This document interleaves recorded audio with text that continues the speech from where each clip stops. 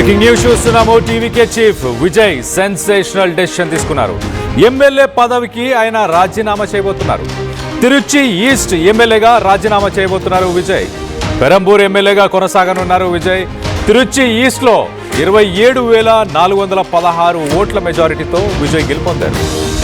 ఖాళీ అయిన తిరుచి ఈస్ట్ స్థానంలో మరి త్రిషాకి అవకాశం ఇవ్వబోతున్నట్టు వినికిడి. క్యాబినెట్లో త్రిషాకు కీలక పదవిని కూడా ఇవ్వబోతున్నట్టు చెప్పుకొస్తున్నారు. మరోవైపు మహాబలిపురంలోని ఒక రిసార్ట్కి టీవీకే పార్టీకి సంబంధించిన ఎమ్మెల్యేలందరినీ అక్కడికి షిఫ్ట్ చేశారు. రిసార్ట్ రాజకీయాలు మొదలైనాయి అనుకోవచ్చు. ప్రభుత్వం ఏర్పాటుకు కొంత లేట్ అవుతుంది కాబట్టి గెలిచిన ఎమ్మెల్యేలు చేజారకుండా విజయ్ ఈ నిర్ణయం తీసుకున్నట్టు తెలుస్తుంది. గెలిచిన ఎమ్మెల్యేల కోసం పుంజూరులో ఒక రిసార్ట్ని బుక్ చేశారు.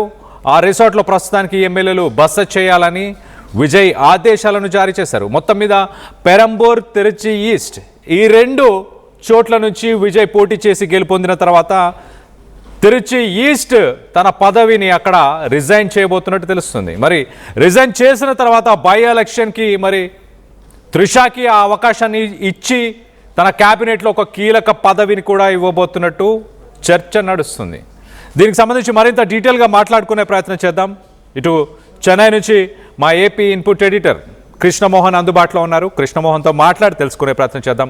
కృష్ణమోహన్, చెప్పండి, తిరుచి ఈస్టే ఎందుకు పిక్ చేశారు? ముందు నుంచి అంటే ఆ తిరుచి ఈస్ట్ని వదిలేద్దామన్న ప్లాన్ ఉండేనా, లేకపోతే పెరంబూర్ ఆయనకి స్ట్రెంగ్త్గా అది డిస్ప్లే అవుతుంది కాబట్టి పెరంబూర్ ఒక స్ట్రాంగ్ కాన్స్టిట్యుయెన్సీగా తను ప్రొజెక్ట్ చేసుకోవడానికి అక్కడ ప్రజలతో ఉన్న కనెక్షన్ కోసం అలా ఈ డెసిషన్ తీసుకున్నారనుకోవాలా? కాదు, ఇక్కడ ఆసక్తికరమైన ఒక అంశం ఉంది కళ్యాణ్. బేసిక్ గా పెరంబూర్ కూడా చెన్నై సిటీలోనే వస్తుంది. చెన్నై సిటీలో ఉన్న ఈ 14 కాన్స్టిట్యున్సీలకు సంబంధించి అది కూడా ఒక కాన్స్టిట్యున్సీ. దాని పక్కనే కొలుత్తూరు ఉంది, అది స్టాలిన్ కి సంబంధించిన కాన్స్టిట్యున్సీ. ఆయన చాలా తెలివిగానే ప్లాన్ చేశారు. ఎందుకంటే పెరంబూరులో ఆయన కానీ గెలిస్తే ఆ ఇంపాక్ట్ పక్కనున్న కొలుత్తూరులో కూడా పడుతుంది.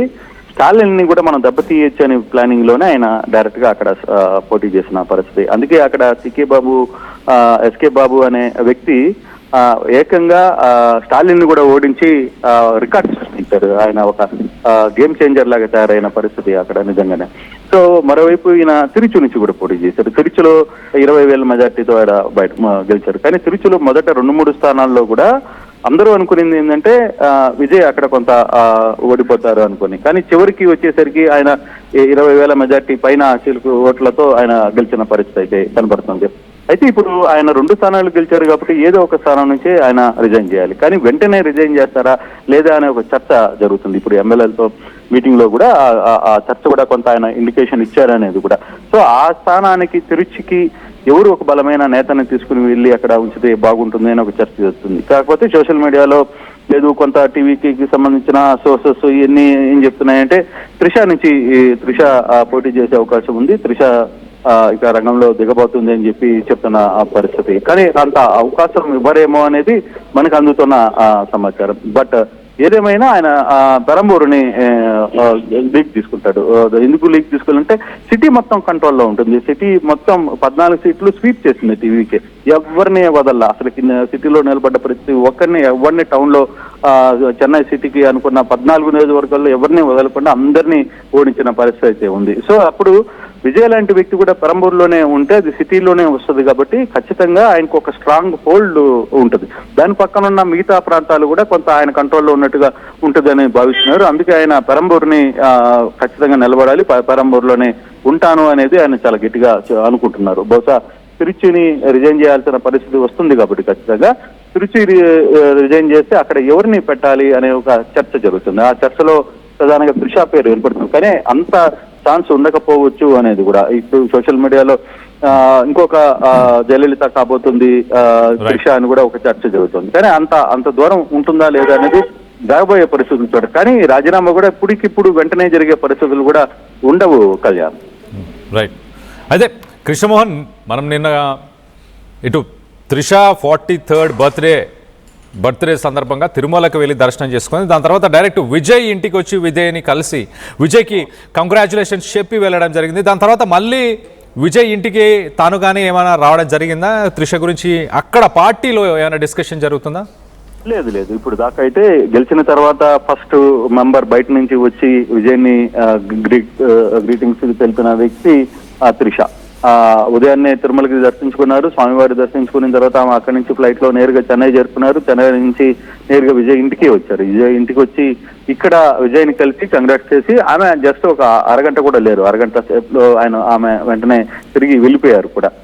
కాకపోతే ఆమె మొదటి నుంచి కొంత సపోర్ట్ చేస్తుంది కాబట్టి ఆ సపోర్ట్ కు సంబంధించిన వ్యవహారంలో ఖచ్చితంగా ఆమె పూర్తి స్థాయిలో విజయ్కి మద్దతు తెలిపింది అనేది మనకి చాలా స్పష్టంగా అర్థమవుతుంది. కాబట్టి ఈ ఇంపాక్ట్ ఒకసారి మనం కానీ చూసుకుంటే ఈ ఓవరాల్ ఇంపాక్ట్ లో ఎక్కడ ఎంతవరకు ఈ వ్యవహారాన్ని నడుపుతారు ఎంతవరకు అనేది చూడాలి. బట్ తిరుచి మాత్రం రాజీనామాకి సిద్ధమవుతున్నట్టుగానే మనకి ఇంటర్నల్ గా సోర్స్, ఇంకా అఫీషియల్ గా ఆయన ఇంకా చెప్పలేదు. బహుశా ముఖ్యమంత్రి ప్రమాణ స్వీకారం తర్వాత దాని గురించి ఆలోచిస్తారు చెప్తే ఇప్పుడు తన రెండో స్థానాన్ని రిజైన్ చేసే పరిస్థితులు ఇప్పుడు ఉండకపోవచ్చు అనేది చాలా స్పష్టంగా కనపడుతుంది.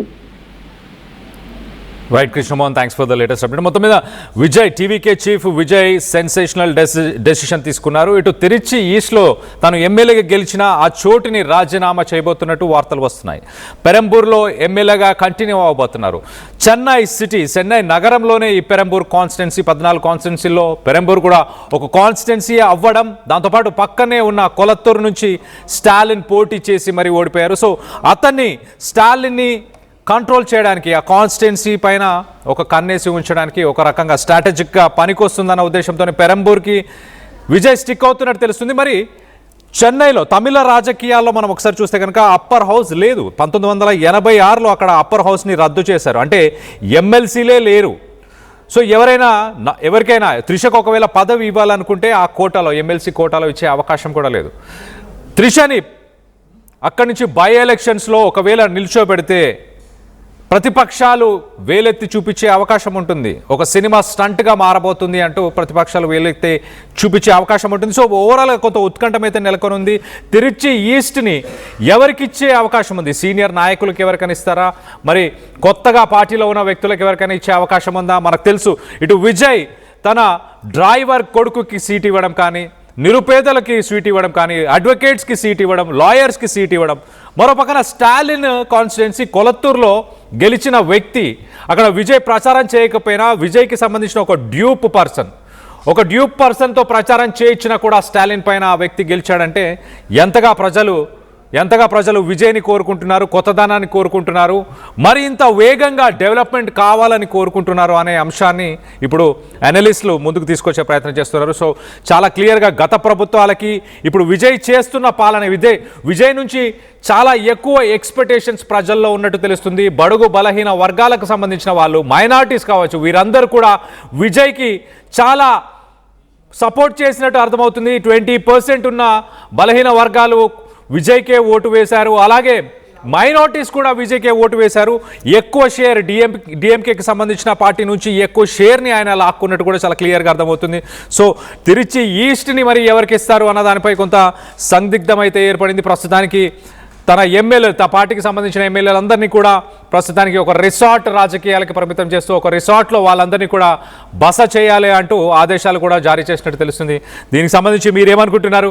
మీ అభిప్రాయాలను కింద కామెంట్ రూపంలో తెలియపరచండి. త్రిషకి నిజంగానే తన క్యాబినెట్లో ఒక పదవిని ఇవ్వడానికి తిరుచి ఈస్ట్ నుంచి పోటీ చేసే అవకాశాన్ని విజయ్ ఇస్తాడని మీరు భావిస్తున్నారా లేదా అన్న దానిపై మీ అభిప్రాయాలని కింద కామెంట్ రూపంలో తెలియపరచండి.